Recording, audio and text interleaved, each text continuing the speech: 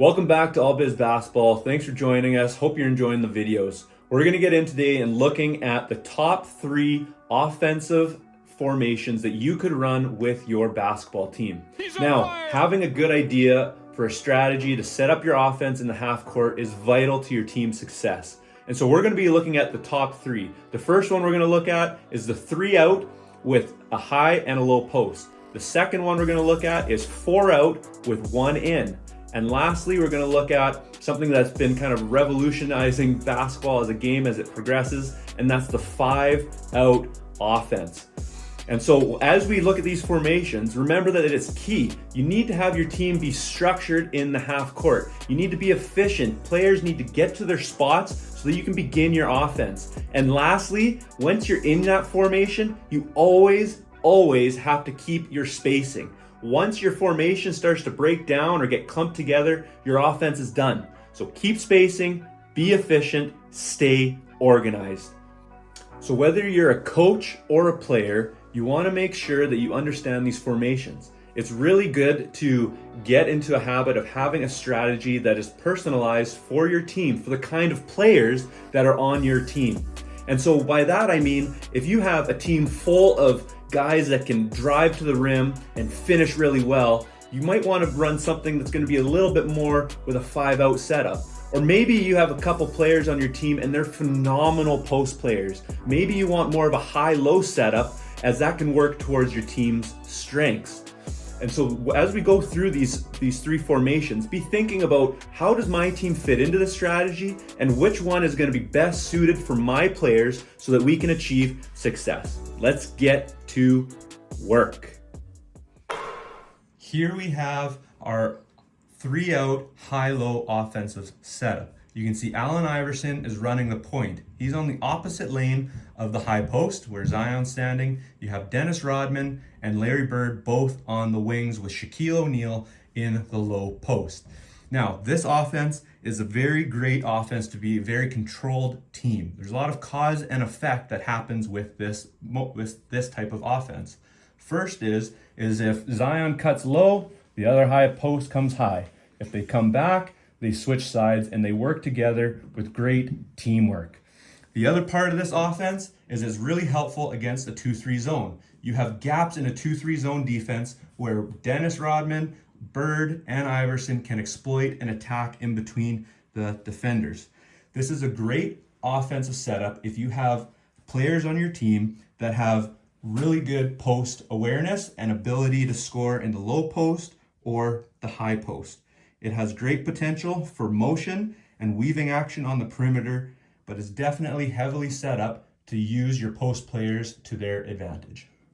Here we have our next setup. This is the 4 out and 1 in. You can see we have 4 perimeter players with 1 post player, Shaq, in the middle of the key there.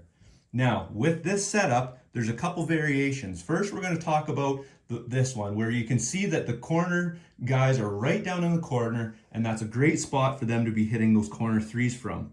The low post is also low in the post right now, as he can flash high to the high post if he needs to come, or he can be watching for a post entry pass from the wing. The other part of this offensive setup, which is nice, is it helps a lot with pick and rolls. If you want to know more about pick and rolls, check out one of my other videos. This is a great offense for those teams that can cut and pass really well. It's also really good for a dribble drive offense where everything is predicated on the person with the ball driving to the net and then kicking a pass out or dishing it to the low post player. You can see here that this one is pretty tight against the 3-point line. There's also another way to play this 4 out and 1 in offense. Here we have made the adjustment with our 4 out, 1 in offense. You can see that all the players are standing quite a bit higher in the key. Allen Iverson and Zion playing the guard positions are well back off the 3-point line, with Rodman and Bird standing at the foul line extended. Shaq is also in the high post. Look how much room there is on the baseline to attack or to feed the ball down into the key for the big man to go to work. Boom shakalaka! Here we have our third installment of one of the top 3 offensive setups. This is the 5 out offense. This offense has begun to evolve in the game of basketball as all players have become such great drivers, dribblers, shooters, and overall round smart players. This 5-out offense is great for teams that have very quick players. Maybe they don't have the same size as a team that would be running a high-low offense, but they can shoot and they can dribble, they can finish at the rim. This is a great offense for pick and rolls, for dribble handoffs, but it does require your players to be always constantly in motion looking to make a play. Obviously, with a guy like Shaq on the perimeter, he's not going to be shooting here. However, if Iverson was to pass him the ball, he would still make great passes if that's his strength as a player. This 5-out offense is very fast and has advantages against really big teams if you are a smaller team.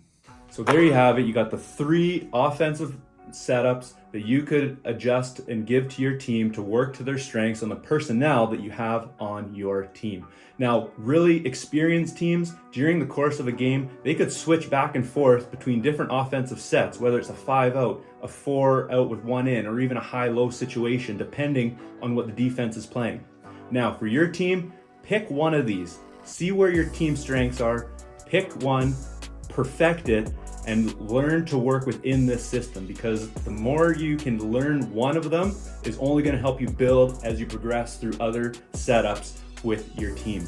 Now, make sure you make a comment if you have any questions, or I'd really like to see some comments on which offensive setup you would like to see first when we start to implement screens and specific plays so you can be scoring on the defenses that you're facing. That's a swish.